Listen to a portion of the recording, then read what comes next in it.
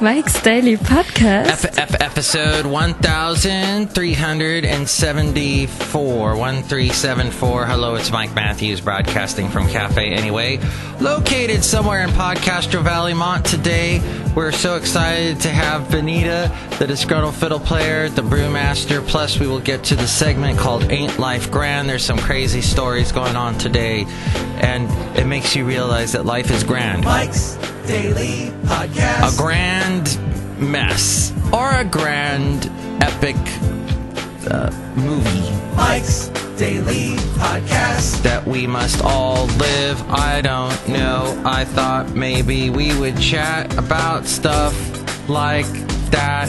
And riding while you're fat on a BART train is not fun. Not too many people want to sit by you. There's really no one.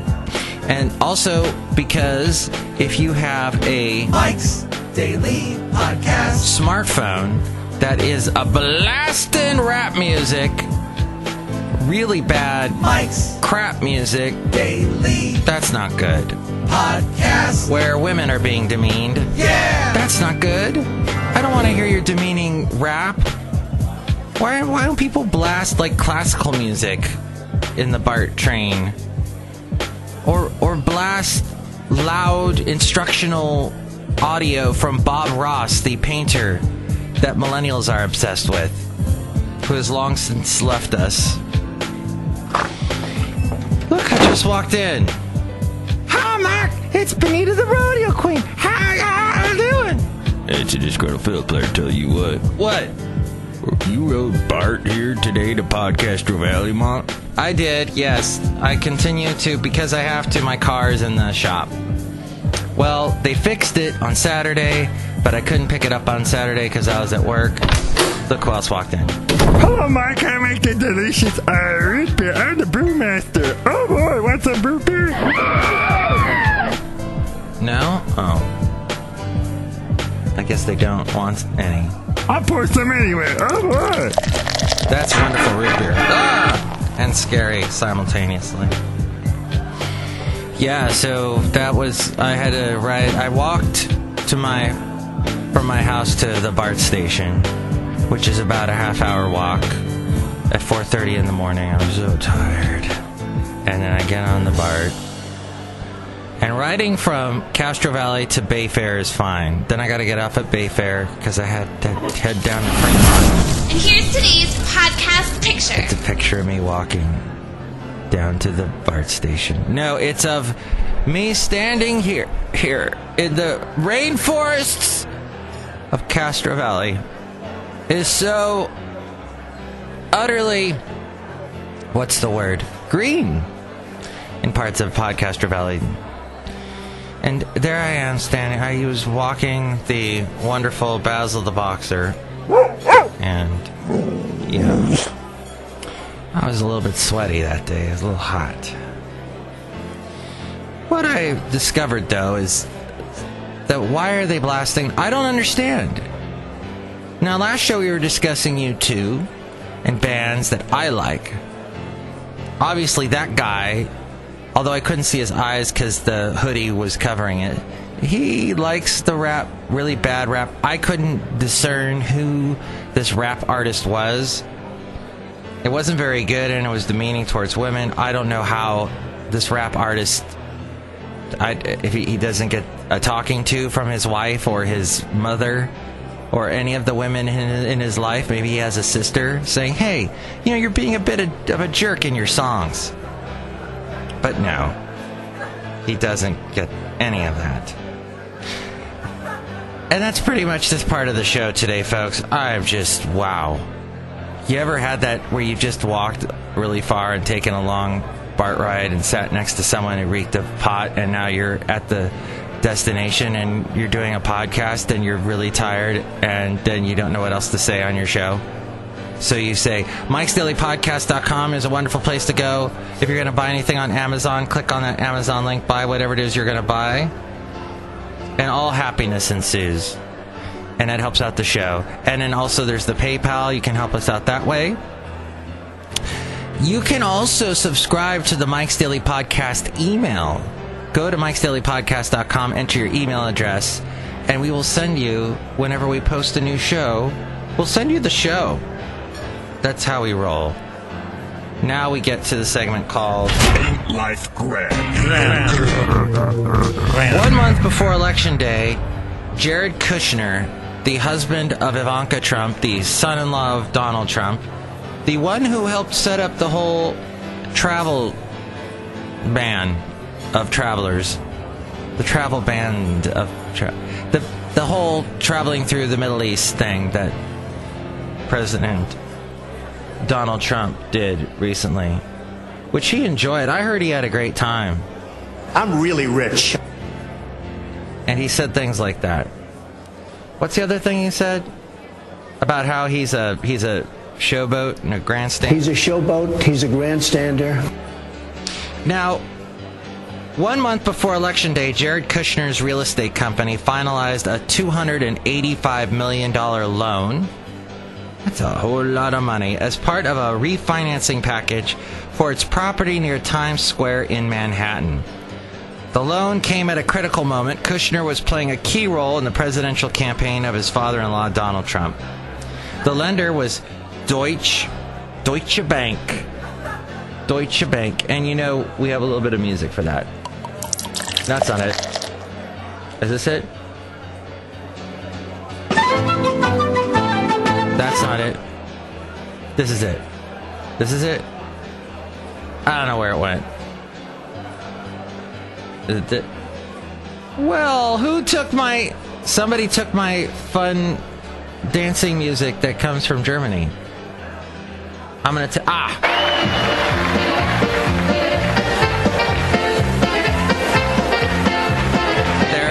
There I was accusing someone, and I was wrong. Now, so what happened was, the lender Deutsche Bank was negotiating to settle a federal mortgage fraud case and charges from New York state regulators that Deutsche Bank had aided a possible Russian money laundering scheme. These cases were settled in December and January. Now Kushner's association with that bank that has an association with the Russians is among a number of financial matters that could come under focus as his business activities are reviewed by Special Counsel Robert Mueller as part of a broader investigation into possible Russian influence in the election. The October deal illustrates the extent to which Kushner was balancing roles as a top advisor to Trump and a real estate company executive. And then, after the election, he juggled duties for the Trump transition team and his corporation as he prepared to move to the White House. The Washington Post has reported that investigators are probing Kushner's separate December meeting with the Russian ambassador to the United States, Sergei Kislyak, and the Russian banker Sergei Gorkov, the head of Neshikon Bank, a state development bank. Dude is busy. Meanwhile, the hacking group Anonymous, they go after Bart quite a bit. They've actually shut down Bart. They've shut down the Wi-Fi on Bart, and they create all kinds of pandemonium. They're a loose collective of hackers and online activists. They claim that the U.S. space agency NASA is all set to announce the discovery of alien life. That's right. People are from Mars. Kooky. And NASA says aliens are coming, they wrote on their website. In a video on the issue, Anonymous has cited several other alien-friendly comments made by astronauts and space exploration enthusiasts in the past, as well as various alien and UFO sightings as evidence that something is going on in the skies above. That's what... Wow. I don't know. I thought they were trying to... Now they're... You know, conspiracy theorists, the ones that wear the foil on the top of their head. That's kind of where Anonymous is going. They're going in that direction. They're fans of Art Bell. A new update for Google Glass has just rolled out to the surprise of the entire technology community. You remember Google Glass and how it failed? People considered it to be ugly, creepy, and overly expensive. They thought it was creepy because, like, it was on all the time, and you could be in the bathroom, and someone would be in there with Google Glass and filming you in the bathroom. No. And it was overly expensive to boot. We all believed that Google had killed it off for good after it halted sales back in 2015. Google even shut down the website for it, as well as all the social media accounts for it. However, the company still appears to be working on the device. It has just received its first update since 2014. First spotted by The Verge, the update includes bug fixes and performance improvements and adds Bluetooth input device support so you can hook a mouse or keyboard up to it. It's a bizarre and totally unexpected move from the company, which has prompted speculation of an impending return for Google Glass. Wow. And let's see, we had this other story about why, all this talk about, the hot weather last week. And then it was brought up that planes can't fly in the heat. Well, actually, it goes like this. When it comes to getting airplanes off the ground in broiling weather, it's not the heat or the humidity, it's the air density. Popular Mechanics wrote, hotter air gets thin, making it harder to take off and land safely, mostly for smaller jets. That's what kept some planes grounded in Phoenix last week when temperatures had pushed 120 degrees. Airplanes take off and stay aloft because of lift. No, not the service that's going to end up replacing Uber all over the world because Uber ended up being a bunch of sexist maniacs. Lift. The force from the movement of air underneath the plane's wings that push it upward. As air warms up, it expands, and there's fewer molecules to be under your wing.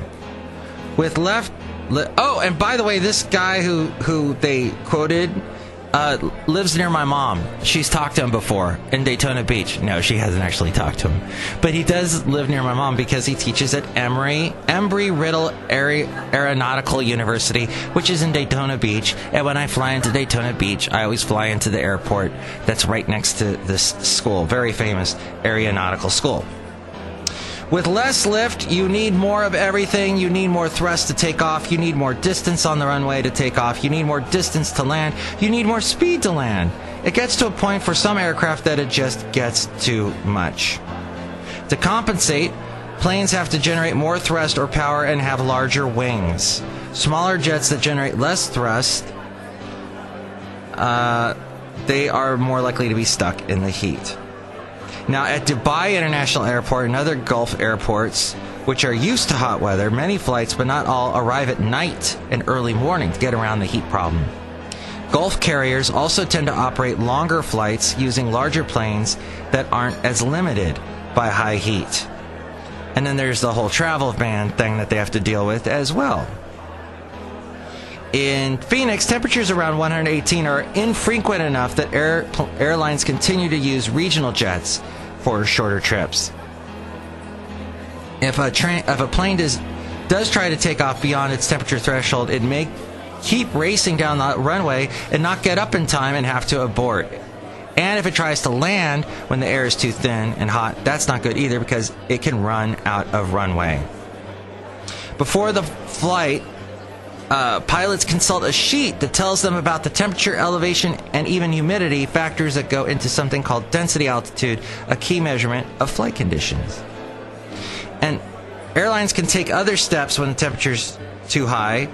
They can lighten the plane's load by selling fewer seats and telling you if you are of a large weight, you can't fly. No, they don't do that. That might get a little, they run into some issues politically and whatnot. A tactic American Airlines is using in the Phoenix heat wave is selling fewer seats or reducing cargo. They can take off with less than full tank of fuel and then stop somewhere cooler to refuel. And then also the heat can affect internal components like seals that might become too soft or even melt at higher temperatures. And electronics overheat, brake temperatures can run high, and internal machinery gets overly hot. And then toss in the ground temperature racing past 110 degrees and things begin to break down. Finally, speaking of something a little bit on the cooler side, but not a good thing, is that the snow melt is going on in California. We had a whole bunch of snow. In fact, they were still skiing in Mammoth. They say they're going to be skiing there for, I think another month. Authorities say 90 homes remain under mandatory evacuation orders following levee breaches along a river in California, the result of the state's huge springtime snowpack melting in the summer heat. Several houses are submerged at the Kings River Golf and Country Club in Fresno. Deputies went door to door asking residents to leave after a 15-foot wide breach opened along the river. This was on Friday. A total of 300 people had to evacuate, and floodwaters have damaged 7 structures.